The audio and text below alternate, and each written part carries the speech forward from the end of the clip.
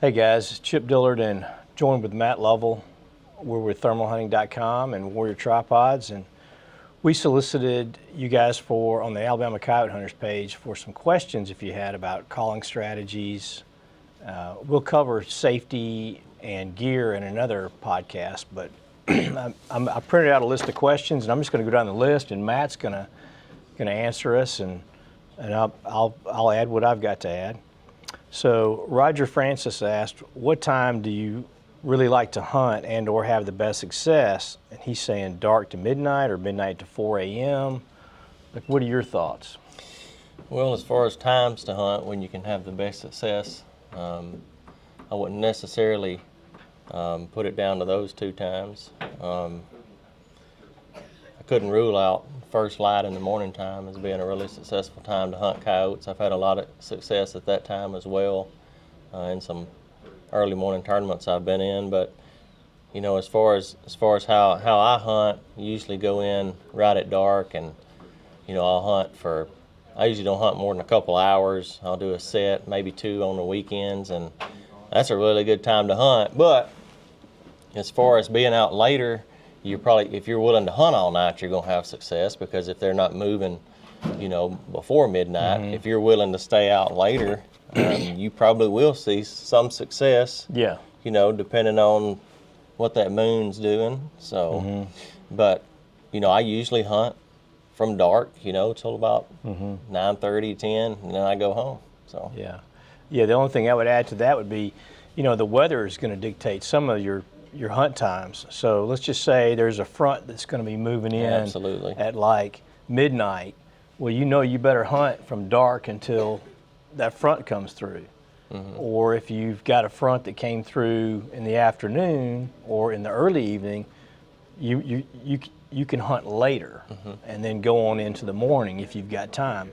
But basically, it's when you have time. Just hunt when you can hunt, because a lot of guys work the next day. They can only hunt those first 3 or 4 hours and then go home. And so that's when you got to hunt. Yeah, and speaking of those fronts, you know, so yesterday, Friday, we had a lot of rain, and we had a lot of rain Thursday night. During the day Friday, and you know, I told the guy that I hunt with, I think this rain, you know, would have them shut down a little bit. It had quit raining. You know, it's getting dark, and I said, I think we're going to see some coyotes. And we did. So we were looking for them to be on the move, hunting after all that rain. Yeah. So that, you know, weather is a big factor. Okay, Chase Coleman asks, how do you set up for different locations? And I said, just, you know, the terrain would be a factor. What do you think? Yeah, well, you know, you do have some locations that are, you know, you have a lot of hills, you know, stuff like that. And, you know, if I'm going to be hunting at night, you know, I'm going to try to find some little coves at the bottom of those hills, some little fields, you know, I can hunt the edge of. Now, if I'm going to be hunting in daytime and I've got some coyotes, you know, locked up in some hilly terrain that's woods, you know, I'm going to more than likely shotgun hunt those coyotes if I'm able to hunt in the daytime. So yeah, I would say, you know, the terrain is a big factor on where you're going to set up. And I don't, for night hunting, which is predominantly what I do, I don't like to set up in a field any smaller than about 5 acres. That's kind of my rule of thumb. When I'm talking to somebody about they've got land they want me to hunt, I ask them immediately, have you got open areas? Are there any fields that are 5 acres and more? Because some of these hunting clubs will have these, you know, lots of timberland, but with just like little 1 acre, half acre fields in them. And those are very hard to night hunt because, you know, coyotes will circle you coming downwind. Yeah, if you've got a really small field, like 5 acres or less, you know, one of the problems I've seen is that, you know, coyotes can actually come into the field, depending on how fast you're scanning the field. They can come into the field and be gone, and you never even see them. Right. Because the field's just not big enough. Or they're going to come, you know, from your left or your right, and they'll be Yeah. on you and see you and gone before before you can react to it. So yeah, you gotta you're gonna hunt fields, and be really successful at it. You need to have some acreage there. So. Yeah, that happened to us the other night, where there was 3 of us, and it was a smaller field, and I happened to look down. I was in the middle, and I happened to look down past this guy, Chris, and it was about 20 feet from him. A coyote popped out, and I said, Chris, he's right there, and he never even saw him because the coyote looked and saw us, and then went back in the woods. Yep. So, small fields are really hard to hunt because you may only have that 1-2 seconds to shoot, and that's difficult. All right, James Williams asked, set up strategies for different wind directions and also calling into the wind or calling in wind versus calling in a calm wind. So what are your thoughts on wind direction? Well, as far as, how I like to set up, using the wind, I really prefer the wind be in my face when I'm walking in to set, or crosswind is fine as well. Yeah. I never walk into where the wind is to my back. That's just you may get lucky and kill some coyotes that way, but that's just for a ground that's semi-pressured, that's just not a good way to go about hunting them because they smell you, they're gone. So. Yeah, I totally agree with that. I mean, I try to walk into the wind, and I'll try to hunt crosswinds or into the wind. Now, some of you guys may only have 2 or 3 properties, or you're trying to kill coyotes on your particular property, your home place, and maybe the wind's not good for you that night. So you've got choices to make. You either don't call that night, or you try to set up in a corner and get as much of a crosswind as you can possibly get, and then call. Now, there are no absolutes in coyote hunting. I have seen coyotes come running in straight downwind of me. So it does happen, it can happen, but the probabilities are that it won't happen, or they'll check up. Yeah, it happened last night while we were hunting. We had one come directly from downwind. I mean, it had to go by our truck, to get to us. So it does happen. It's just, it's definitely not the norm. Yeah, So, yeah. Okay, Lionel Hamilton, he's a friend of ours. Lionel's up in Ohio. He is. Yeah, and he's thinking about moving down He here. has a son in Madison, Alabama. Right, that I've So, hunted with. yeah. And Lionel asked, what hunting app is the best to use? I use Hunt Stand, but what do you use? I use Base Map. Okay, Base Map. Yeah, I like Base Map. I mean, it's easy to see for me. It gives you all the property lines and the names of the landowners. And if you want to just look on the map and find some properties that you think look good for coyote hunting, it's going to give you the name of that owner. And Base Map, or you said you used Hunt Stand. I mean, both of them are great. So. And there's guys that use Onyx. Which yes. is fine, and those are all good apps, so you can't go wrong with any of those apps. I would say they probably cost you about $25 a year or something like that. Yeah, it's something like that for the Hunt Stand version that I use. Yeah, and those are good. Those are good too for, keeping us on the property we're supposed to be on, because you can look in real time where you are. Yes. And it'll yes. let you know if you're still on the property or not that you're supposed to be on. Yes, and to that point, if you're hunting a place that has real spotty internet connection or cell coverage, you might want to take screenshots of the property before you leave your house or before you leave cell coverage area, so that if you're in there and you can't pull it up, you can at least look at a screenshot of the property and move around. Lionel also asked, do you pause between call sounds? Absolutely. If I'm, even if I'm going into a new place. So we went to a new place, about 4 or 5 days ago, uncalled, and so the first thing I did was howl. Well, after that, one series of howls, I didn't do anything else for a little bit. Yeah. I wanted to, see what transpired from that. So we're not just blowing the collar up, even though it was new ground. And you may have been able to do that. Yeah, but that's just not what we do. We want to see what happens after that initial howl. And we were successful. We killed a pair, so it worked out. But also feel like, the more you use that collar, the better chance you have of educating coyotes. Yes. So. Yeah. We're in that same school of thought as far as, don't be afraid to be quiet on a stand.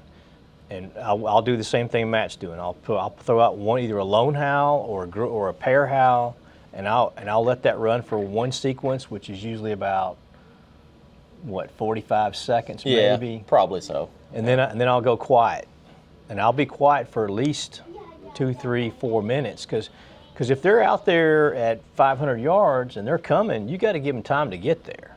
Okay, and they cover ground quickly, but sometimes if the terrain's not conducive to fast travel, it's going to take them a couple of minutes to get there. And then I'll go back out with maybe either the same sound. After about 3, 4, 5 minutes, I'll go back out with that same series, or I'll change it up and do another howl, and then wait. And so that's, both of us do a lot of quiet time, especially on properties that you hunt often. Like if you've got 1 or 2 or 3 properties and you're hunting them on a regular basis, the more quiet you need to be. That's my opinion. I agree. And all we're doing is sharing our opinions. Yeah, I'm as far as, new hunters that I talk to, I can't stress enough to them, the cliche, silence is golden. I mean, it really is when it comes to coyote hunting. You should only use the call when you have to. Yes.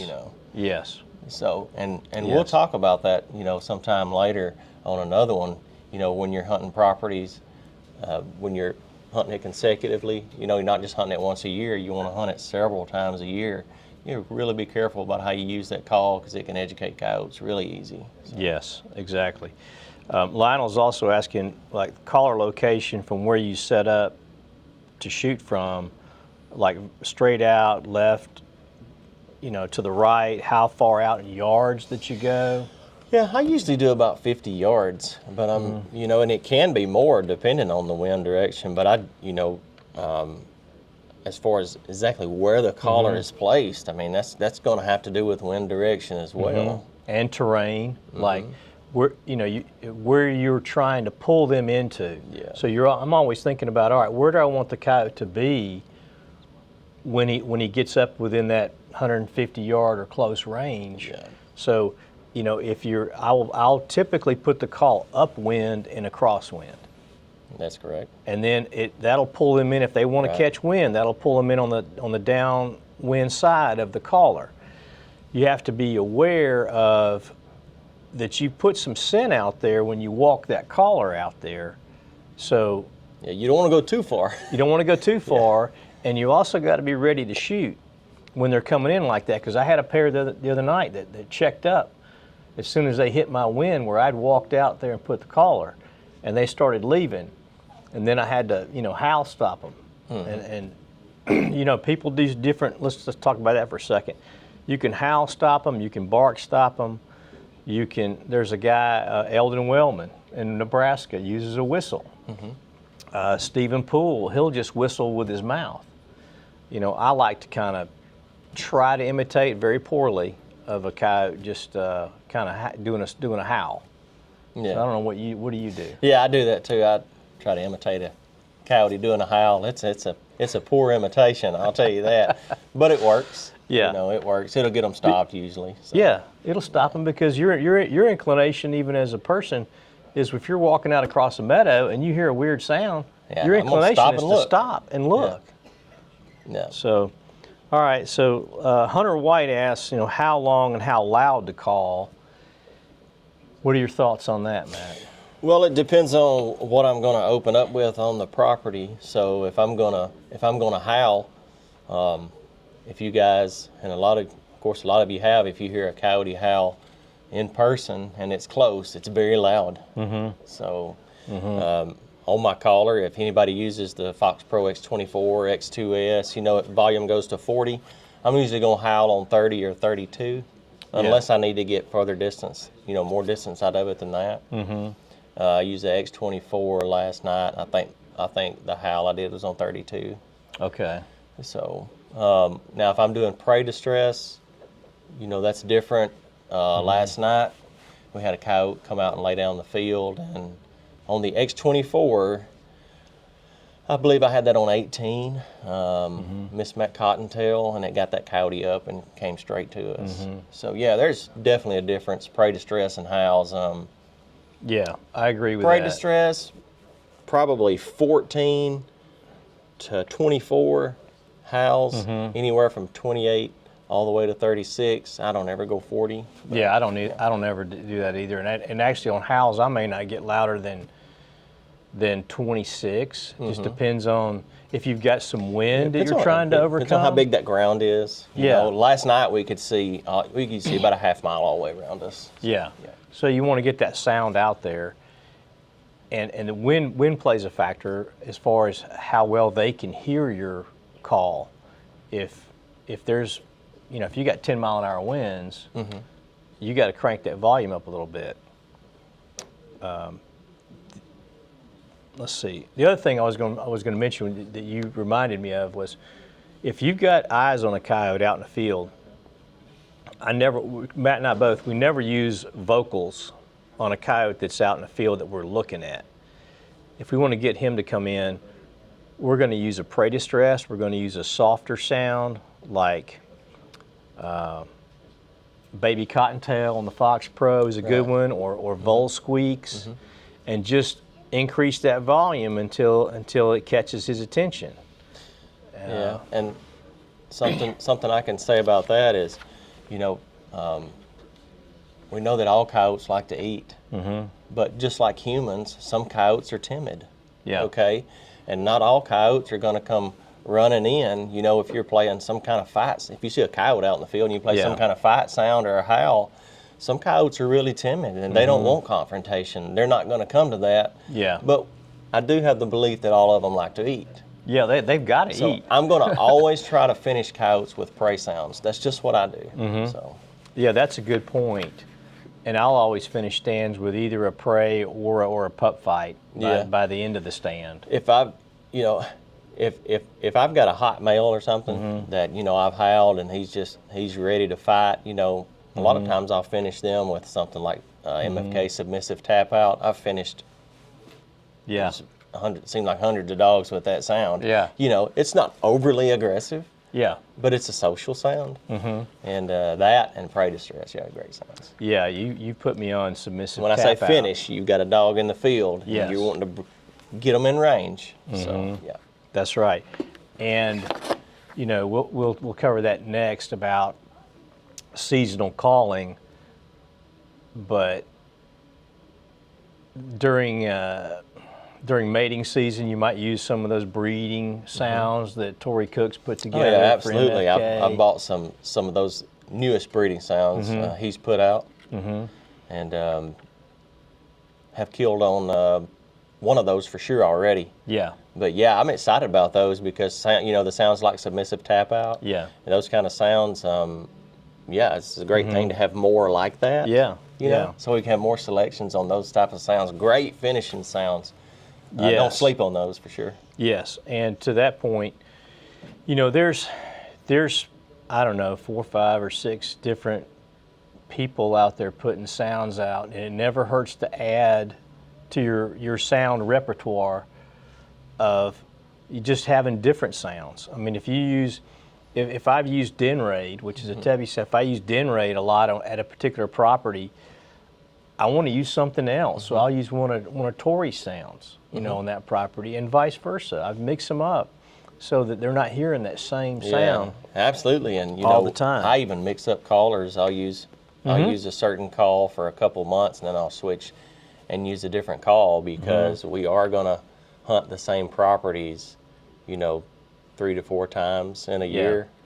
Some maybe more. I want them to hear different sounds. So, something I do the same. I do the same thing. So let's talk about seasonal calling. There was a couple of guys had questions about what do you do right now, because we've left the breeding season here in Alabama, and now we're into the denning season. And John Collins talked about this a couple of times about how March is his least favorite month to call because they've bred. Now their hormones are calming down. It's like, if you think about a deer rut, coyotes have a rut. Right. And once they come out of that rut, they're not as aggressive. So then you have what we call denning season, and then you have what I call the fall pup dispersal season, like in September, October, November. But denning season, my thought is, if you've got a mated pair, you may have to get closer to that denning pair in order to get them to respond and come to you. What do you think about? What are your thoughts on this time of year? Yeah. So where we are right now, and we're in the middle of March, and so right now they haven't had the pups yet. Right. So both coyotes are out hunting at night. They usually stay pretty close to each other. The pairs do, even this time of year. They're mated. She knows she's going to have pups, and they stay close to each other. So I really haven't went into my den strategies yet, although that'll be coming soon. But they're still right now at this point, pretty protective over, hey, this is our territory. We're going to have our den right around in this territory somewhere, and so you can still really play with their emotions right now, as far as not going into those, those puppy sounds. Right. So still having a lot of success. Yeah. Through that, and they're also, this female, she's got to feed these pups that are inside. Right. She's got to eat more. They want to eat. Yeah. Don't sleep on the prey sounds. Don't sleep on the prey sounds. And the rabbit sounds are working well for both of us right now. We both use, I think, some of the Fox Pro sounds. He's talked about Mrs. McCottontail, and I'll use like a Mr. McCottontail, and they're very similar. If you've ever heard both of those sounds, they work well. There was a pair the other night that I missed on, that we called in. We could see them on a hill, like probably 1,200 yards away, and they came down, and they came down kind of timid. And we had a house dog right there by this guy's trailer that was barking the whole time we were there. I mean, the entire time. And he was coming out there with us and just barking. It was some kind of, pointer. But anyway, once I shot, and I might have hit a barbed wire fence because I looked at the replay, and it was right on him. But one of them took off quickly and went straight back to that hill. And I'm thinking there might be a den over there. They might be denning over there. That might have been the female, running, because the other one hung around a little while. Now, granted, he was like 300 yards out, but yeah, as we move into denning season, I think you may have to move in closer to them once you locate them. Oh, absolutely. When they do finally get in that den, I mean, they're going to be locked down. As far as the female's really locked down. She's going to get out some. Yeah. And the male does have to hunt and find food, and he's going to cover an area to do that.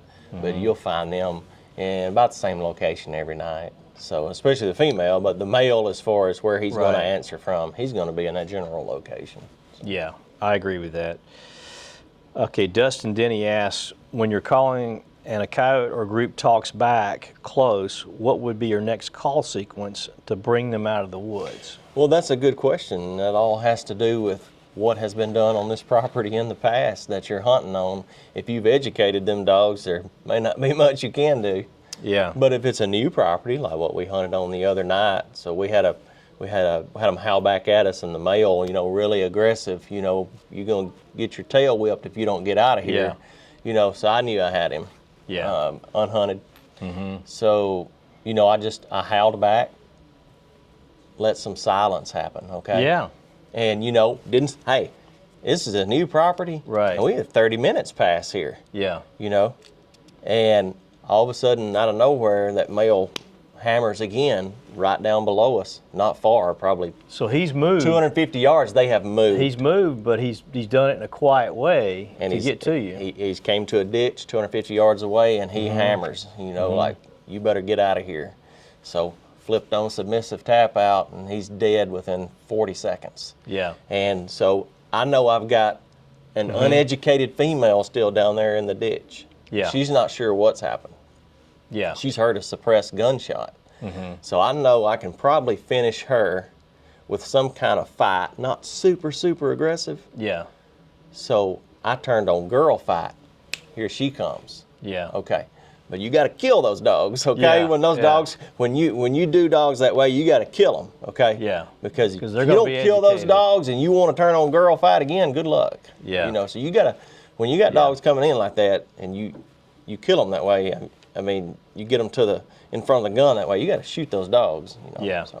I agree with you on that. To go with if you got them located and they won't come into the field. Now, if they're booger barking, then they've either smelled you or seen you, yeah. and you might as well just quit right there, because the chances of you getting one to come in to you that's booger barking is about maybe 1 in 10. Yeah, I would say on a booger barking dog, man, it's probably 10% or less. Yeah. And that's with experienced hunters. Yeah. Okay.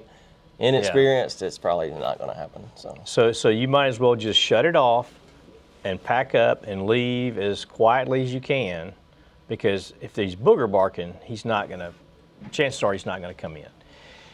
But if you've got some out there you've located, you like Matt was saying, I would use a less aggressive fight that's maybe more some high pitch, little Exactly. mouthy, like they're just kind of sparring. Yeah, so the female, we shot the male the other night, Yeah. and the female, knows something's happened. Yeah. So, we put it out there that, oh, he's in a fight over here, you know. Yeah. And, she wants to come help, Yeah. And they were older dogs, Yeah. aggressive attitude. So, yeah. Yeah, and I agree with that. And like on an aggressive fight, like an adult fight, I'll use those more in like say October, November, somewhere in there, December, when they're going into breeding season, and you've got groups running around out there, and and that pack mentality that's exactly what it is. It's they are emboldened by numbers. And so if you've got 2 or 3 males out there running around, they're going to come into a fight. So that's when I'll use more of an aggressive, like Tebby Border Wars or Mayhem. I'm trying to think of what are some of the MFK sounds? Well, Pound Town. That's a really aggressive sound, and Pound Town is something that I use very, very sparingly. It can be a super educator sound. You call dogs in on Pound Town, you better kill them. Yeah. You better kill those dogs. So it's a great sound. It is a great it's not sound. something It I is use a great lot, sound. so. When I was in Canada, just a side story, when I was in Canada and hunting, Pound Town was a killer sound out there. But like I'll use table scraps, and we talked about this yesterday, about how you can feather a sound. In other words, table scraps is a perfect sound to feather, where it's got you can find places in table scraps where you can pause it when the volume goes down. Absolutely. And then you can pause it for 20, 30 seconds, even a minute if you want to, and then let it run for another 15, 20 seconds, and then pause it again. And that gets their curiosity up, I think. And they're thinking that there's some coyotes over there that are just kind of jostling for position, but not in an all-out fight. Right. Yeah, and as far as, pause and sound, I rarely ever let a sound, go over a minute. It doesn't matter what sound it is. I'll give some pause and then turn it back on after it's had some silence. So. Yeah, we're definitely both of the same school of thought of don't run the call all the time. Now, there are guys that run the call all the time that are successful. We're not saying that it doesn't work. We're just saying that's not the method that we choose to use. It's just not how we do it. Right. So. And we're not tournament hunters, so we're out there to try to get coyotes off of a particular landowner's property. We're trying to multiple times a year. Multiple times a year, we're trying to not eliminate. Once or twice a year for a tournament. So right. You've really got to be successful. Figure out how you're going to be successful a few times a year on that property. So it will definitely change the way you hunt versus someone that just loves to tournament hunt. Right. Yeah, it's 2 different kinds of hunting there. So. Right. The tournament hunter is going to blow in there and play an aggressive sound for about 5 minutes, and if nothing shows up, he's moving on. So that's just not. Yeah, and most people, most of your coyote hunters, most of them are going to hunt, like we do. Yeah. not like you're tournament hunting all the time. So Yeah. it's great to know how to be able to hunt both ways. So. Okay, Ken Tucky, and I imagine this is probably not his real name, but he's got it. It's Ken and then Tucky. He says we talk about dominant pairs. How does the pair live with others, and how much range do they cover? Can you kill a pair and then go back a week later and find another group, or can you call the helpers in days after a pair is taken out? Yeah, that's a good question, Ken. So we have found that with the dominant pairs, a lot of times there may be non-aggressive subordinate dogs that do live in their area, and who knows, could even possibly bring, food to the coyote pups. Right. But yeah, we have found that those dogs do hang around as well. Now they're really going to watch, how they interact. They're subject to getting run roughshod over by the dominant pair. But we have seen that. Yeah. That dominant pair, there could be a couple other dogs. That's right. That hang around them. Right.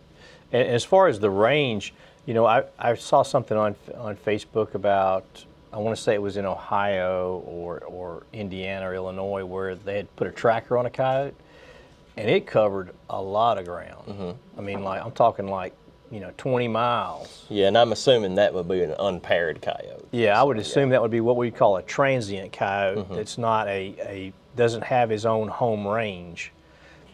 Looking for one. Looking for one, yeah. They're probably always. A lot of times with those, those transients, everywhere they go, they get their tail whipped, so they have to keep going further, looking for something to call home. Yeah, or looking for a mate. Yeah, so yeah, that's exactly right. And we've both experienced that certain areas or properties will hold coyotes more than other areas, and you can go in certain properties and kill a couple of coyotes, kill 2 or 3. And you can come back in a month and kill 2 or 3 more, and come back in a month and kill 2 or 3 more. If there's enough food there for them, there's no reason for them not to be there. Yeah. Right? That's right. And in my experience, Ken, I think that a lot of times if you kill a dominant pair, I think usually within about a month you're going to have another pair that's moving taking up. that territory as their own. Yeah. So they're just like humans. They're not going to leave a territory unclaimed. If it's coyotes are the same way. You're going to have more move in. Yeah. Especially over at my house, I have a hayfield behind, my house, and I'll have a pair move in, shoot those. About a month later, we'll have another pair. So exactly. Yeah. I'm trying to think if there's anything else that we didn't cover. Can you think of anything, Matt, that we've talked about that we haven't covered yet? We talked about, coyote vocals, you talked about it, coyote vocals versus prey vocals. And I'll mix in, you might have a stand where you do a howl series, wait, howl series, and then throw in a rabbit. Throw in a rabbit out there like the coyote that's been howling all of a sudden has caught a rabbit. That happened sometime last week where throughout a howl series, nothing responded. And don't expect them to always respond to howls anyway.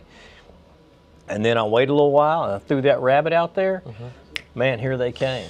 Yeah, so something I could say about that, what I've learned a lot in that situation is sometimes you'll have a pair that they don't get triggered by the howls. They hear them, but they're not coming rushing in. And they are the dominant pair in the area. And they may put up with a little bit of howling, but something they usually will not put up with is another coyote eating their food. Right. So when they hear that rabbit, or they hear that bird sound, a lot of times that'll trigger them. I mean, they'll come in hot because they're just not going to put up with that. So. Yeah, I agree with that. So yeah, we talked about some of the key points that we talked about. Don't be afraid to be silent and wait. Because we both hunt the same way, where we're on properties, we're trying to eliminate coyotes for people, and we may stay an hour or 2 hours, or like I did, I've done 5-6 hours at one property. Yeah, absolutely. So don't be afraid to be quiet on stands. And be patient. That's the thing about it, is you got to be patient. And the other thing I'll just quickly mention, when you got a couple coming in, if you have some experience at all, you're going to start looking at a pair coming in as to which one do I want to shoot first. Is it that back coyote? I try to take the back coyote if it's close enough, because then you've got a better chance on that front coyote. And a lot of times, not all the time, there's no absolutes, that back coyote's going to be the female. It usually is. It usually and is. we expect that if we kill her, that the male Will hang around. is going to hang around. He's looking for mama. And a lot of times that happens. Sometimes it doesn't, but a lot Yeah. of times that's the way it ends up, and you get both those coyotes. Yeah, I agree. Well, that wraps it up for this session, and we'll have a couple more coming up. But on behalf of Matt Lovell and myself and thermalhunting.com and Warrior Tripods, we just like to thank you for taking a peek at us, and hopefully we helped you out. See you guys.